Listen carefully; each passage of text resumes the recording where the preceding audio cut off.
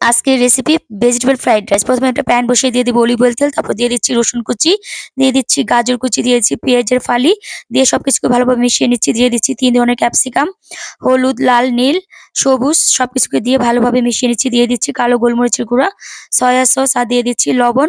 এখন আমি দিয়ে দিব 2টা ডিম, ডিমটাকে স্ক্র্যাম্বল করে নিব। তারপর সবকিছুর সাথে ভালোভাবে মিশিয়ে নিচ্ছি। দিয়ে দিচ্ছি পেঁয়াজের কলি, এখন আবার সবকিছুকে ভালোভাবে মিশিয়ে নিচ্ছি। আর দিয়ে দিচ্ছি বাঁধাকপি কুচি, অবশ্যই এই শীতে ফ্রাইড রাইসটার মধ্যে বাঁধাকপিটা দিবেন, তাহলে টেস্টটা অনেকটাই ভালো আসবে। আর দিয়ে দিচ্ছি টমেটো সস।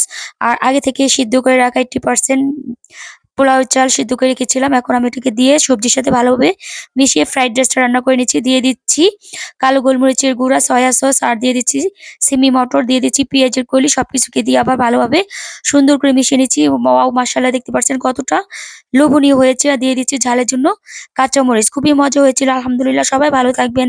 আল্লাহ হাফেজ।